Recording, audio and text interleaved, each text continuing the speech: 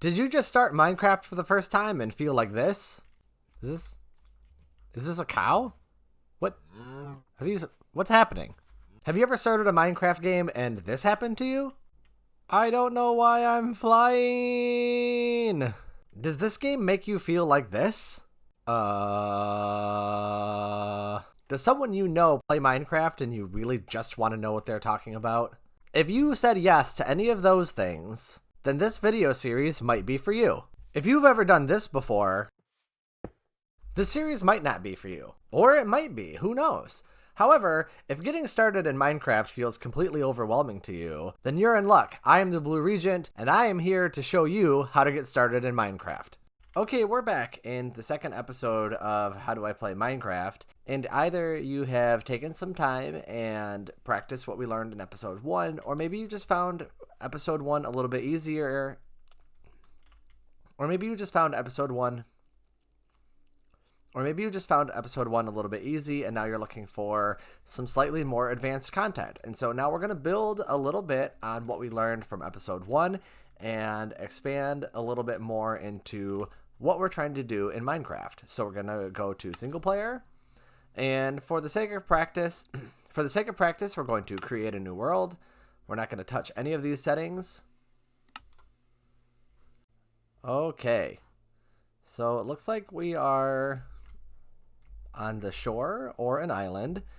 And once again, we are in this kind of very green looking, we're in a very kind of green looking setting. It's a little bit different than the setting from the last episode. However, if you're new to Minecraft, these kind of greener areas, in my opinion, are the best place to practice getting started. So we're going to go find a tree. I'm going to punch it down. Now, once I've punched down the tree, I'm going to do the same thing with all of these green blocks, the leaf blocks. And the reason I'm doing this is because sometimes when the leaf blocks get destroyed, they produce items that we can use a little bit later on down the road. As you can see, we just picked up 2 sticks, and there's also this item floating right here, which is an oak sapling, which I can actually plant that later on to grow a new tree. So I've used the wood from the tree that I just chopped down to get a wooden pickaxe, just like we talked about in episode 1, and I'm going to collect my crafting table once again. And now I'm going to go on a hunt for some stone blocks. And right down here, I found some exposed stone, which is great. Now that I've gotten my 3 cobblestone, once again, I'm going to get a stone pickaxe. And I'm going to use that to gather more stone. Now, I don't want to go too far into this cave, because I might run into some stuff that I am not quite ready for yet. So I'm going to hang out close to the entrance. But I do kind of want to grab some of this block right here. You'll notice it looks a lot like a stone block, but it also has this black detail. So I'm just going to grab these top 2. And you notice instead of producing a block, they produce this item right here. So I'm going to hop down in here and grab it. And then we're going to hop right back out. Once again, like in episode 1, I now have a set of stone tools. And we're going to talk a little bit about food. Now I've got a couple options as far as food goes. If I happen to find myself near water deep enough, if you can see, there are some fish swimming around. So I'm actually going to wade into the water. I'm going to scroll over to my stone axe, and I'm just going to left click at a fish. And if you notice, I now have this raw salmon in my inventory. Now, if you notice that I'm starting to sink, I'm going to use spacebar to swim back up, and I'm just holding spacebar, and that's going to keep me towards the top. I'm going to move around a little bit more in the water. Here's another salmon, so I'm going to get a little closer to it.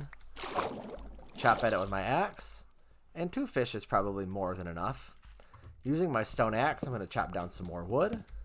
And again, I want to use my stone hoe, like we did in episode 1, to break the leaf blocks to get some of the items that it produces. I'm going to pick up everything that fell from the tree. Going to my crafting table, using these oak logs, I'm going to go 3 oak logs across the bottom.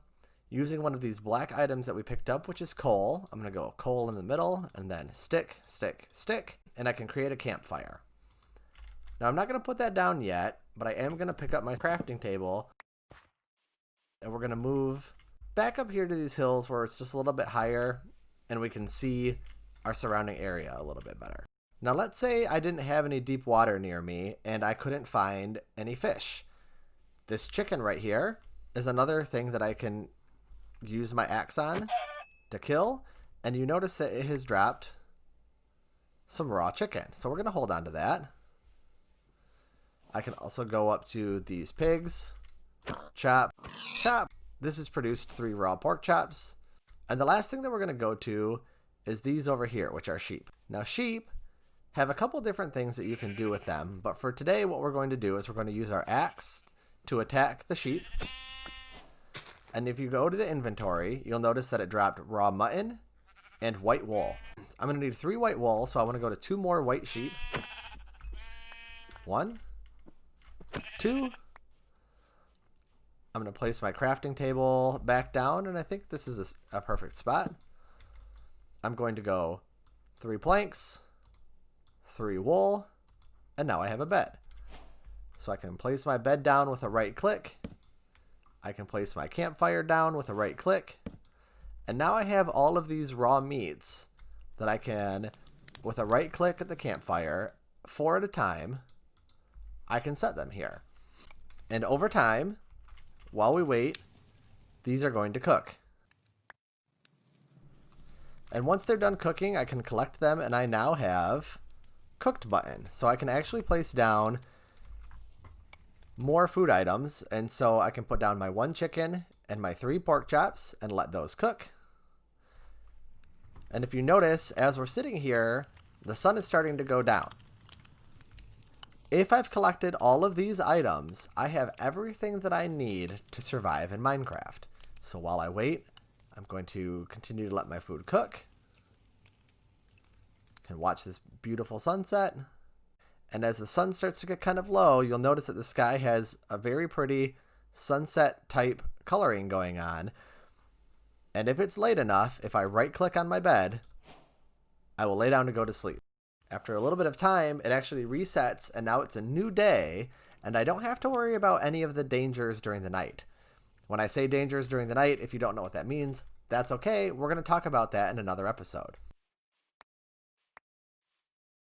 So now we've got some cooked mutton, some cooked salmon, some cooked pork chops, and some cooked chicken. Now, these are some of the animals that produce food in Minecraft, and there are other ways that you could use all of those animals. However, today, we're simply talking about the most basic way to stay alive. As long as I do what I did today, I can continue to play Minecraft forever on this. Now, obviously, once I get this kind of mastered, you kind of start to run out of stuff to do. And so one more thing that we can do before we finish the game out today, I'm going to move one of my cooked food out of the way, and I'm just going to start with my left mouse button punching the grass. And if you notice, it will produce wheat seeds. So I'm going to do that a couple more times. Great. Now I have 6 seeds. So the last thing that we're going to do before we finish this episode out, I'm going to go to my stone hoe. I'm going to right click on 3 grass blocks. 1, 2, 3. And then with the seeds, I'm going to right click again. 1, 2, 3. And then I'm going to do that one more time. 1, 2, 3. 1, 2, 3. Just like that. So now I have a little bit of a wheat plot set up. Over time, these will grow, and that kind of sets us up for something that we're going to talk about in the next episode. This is a new set of skills for you to work on and practice before we head on to another slightly more advanced set of skills. One thing to note before we go, if I right click with the stone hoe on the grass block here and wait long enough without having planted any seeds, it will turn back into dirt just like this. Now that will happen anytime I use a stone hoe on dirt that's just out in the open like this. Now we will talk about in the future how to fix that, but for now, if you notice when you're going to plant your seeds, this happens. All I have to do is once again, right click on that spot and it'll go back to this block right here. So that is going to be it for today. This is another set of things that you can take your time and practice as you start to get comfortable with it. Kind of just see, you know, how fast you can get to this point. This is kind of like my checklist on a casual game for getting started in my first day. If I can have all of these items and a little wheat plot going before the first day is over, then I feel like I have successfully started a game. If you find these tips helpful, or think someone else might find these tips helpful, feel free to like this episode And if you haven't yet, subscribe to the channel so that you can continue to see these episodes as they come out to help you or someone you know that you're trying to get introduced to Minecraft. I look forward to seeing you in our next episode. Until then, have a great day. Bye.